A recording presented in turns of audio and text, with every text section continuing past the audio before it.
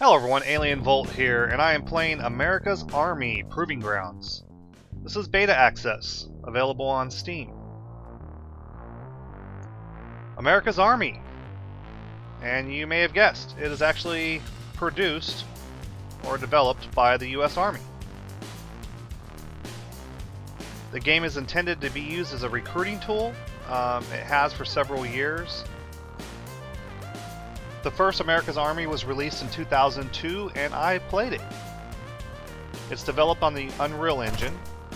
Since then, they've had America's Army 2, 3, and now the fourth game in the series would be Proving Grounds, which is what we're currently experiencing here. I, however, only played 1 and briefly 2. Now, as you can see, they have 4 different classes to choose from: Rifleman, Automatic Rifleman, Designated Marksman, and Sniper. So basically what it divides the classes up into is your basic rifles, your M4, your M16, then your automatic rifles, which are like your LMGs, you know, your 249 SAW, your designated marksmanship rifles, which are like your DMRs, your, you know, M14s, and then your sniper rifles. Very simple, not too hard. You've got flashbangs, smoke grenades, frag grenades, and you get a variety of scopes. Now, this is a free-to-play game, and there is no market. You don't buy anything. Now, there is no one else on this server with me here. This is a hardcore server. I tried to join one a few times.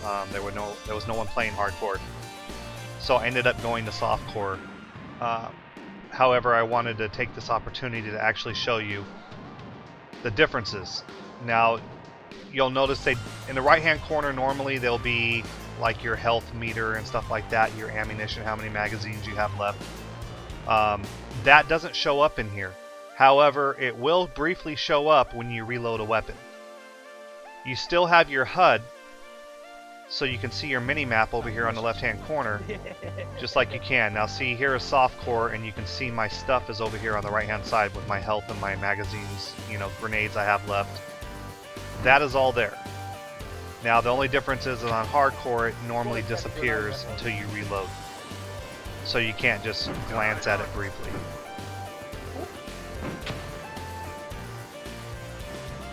Now, America's Army before, you had qualifications. It was very detailed. It was a lot like playing Arma today. And you'll notice here I'm bandaging. That is one of the aspects about this game that I really like. Very similar to Arma as well. It's one of those more realistic effects that if you take damage, you need to repair yourself. You know, you need to bandage yourself. Otherwise, you could bleed out in combat.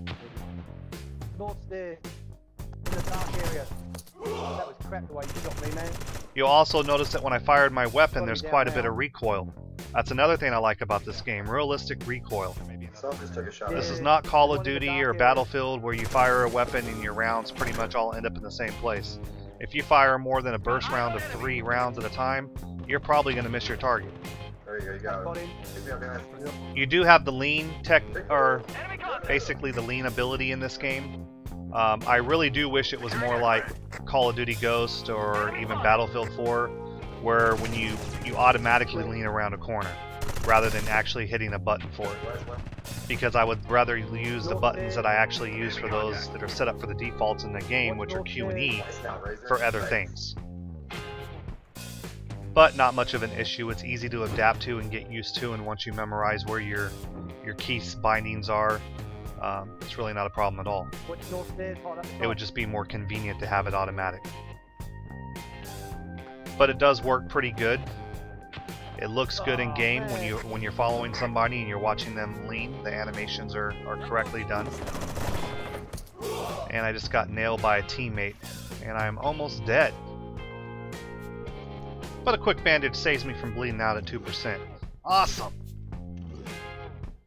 Now, the Army team that designed this game designed it to be a mixture of realistic military training techniques, as well as trying to provide a fun experience for gamers. The game is designed with 2 different size maps. You have your smaller maps and then your medium-sized maps. The smaller maps are 6 versus 6. The medium maps are 12 versus 12. The maps are all urban environments for the most part. You have training simulations like what I'm actually playing in right now. You'll notice that most of the buildings are not real buildings. They're designed with crates, and you'll actually see the cardboard drawings and cutouts that are actually attached to these crates. It's strictly a training environment. There's actually even a cool feature that you can do by going into the menu and selecting simulation rounds. So you can actually make your grenades look more like paint grenades. They'll still do the damage that the grenade would normally do in game, but it gives you the appearance of a paint grenade as like a true simulation that you're actually doing, rather than live ammo you're firing with simulation ammo, which is a cool immersive feature that they offer for the game. Not something I really expected to see.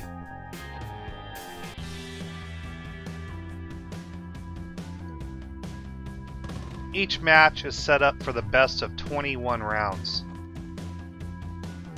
Now, 21 rounds could take some time to play, which is the only downside to it. But the rounds itself usually only last 2 to 3 minutes. The game modes I've experienced so far, like your common team deathmatch, there's a version that I'm playing currently in this video that's very similar to Capture the Flag, only you're running your flag into the enemy zone, and the enemies are trying to defend the zone. Then there's also something very similar to Rush in Battlefield 4, where you rush to comm locations and basically shut down or steal the intel from these computerized stations on a map, and there's 3 of them on a map. The maps and game modes are set up to force teamwork. There's also communications in game, so you don't have to use like a TeamSpeak system, but you can.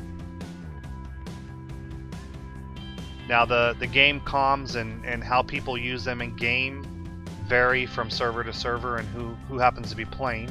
But when a team works together and is organized, you have a great advantage of actually winning. Now, not to say that you can't run around in this game and not use any teamwork. You don't have to, but you're going to lose, normally. Now, you see here I was revived. You get 1 revive per game. And that's if the enemy doesn't stop you. Now, if the enemy takes control and cuffs you, well, in this game it's more like putting zip ties on your arm and putting you in a prone position, so that way you cannot actively engage in combat again. Then you cannot be revived. Your round is over.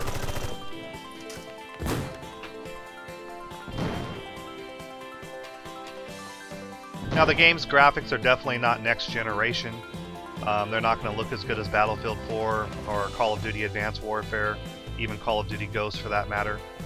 But it does compete with the free-to-play games like Tom Clancy's Ghost Recon Phantoms.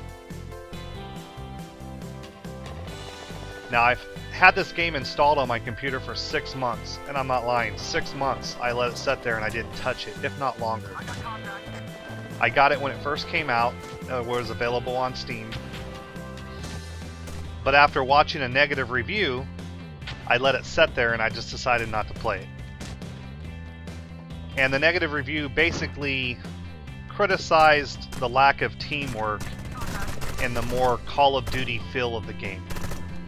That it was more of a faster pace and it kind of lost that tactical, requirement that was in there before. And I agree to an extent. This is definitely not Arma. It's definitely a lot faster paced. There's a lot more running and gunning here, which is not really how you would behave in a military, training simulation. You're not going to run around and jump around or hop around. It's just not going to happen. You're going to tactfully clear things, because when you expose yourself out in the open like that, you're going to die. And in this game, it does still simulate that to an extent, but you do have, that funner run and gun experience designed into the game. And it was intentional.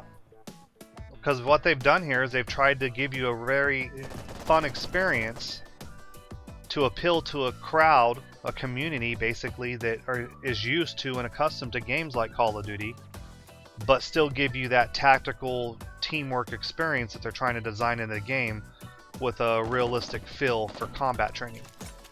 And I think they've accomplished that to some extent. Now, there are some things that I would have liked to have seen that would have been a little bit different, you know, maybe like the breathing affecting your ability to scope in and shoot your target. I mean, that was something that was always there in the America's Army series. It's still there in the Arma series, but it's not really in this game anymore. And the communications, although very useful when people use them, there's no requirement necessarily to actually do them. Like I said, you can run around in this game if that's what you want to do and never really communicate with anyone. Just run around, do what you're supposed to do. You know, res people when you see them, they need to be res, shoot people, you know, when they're enemies, and try to defend or assault something. You don't have to have the teamwork and the communication there that should be there for this type of a game. But is it fun? Is it worth your time? Absolutely.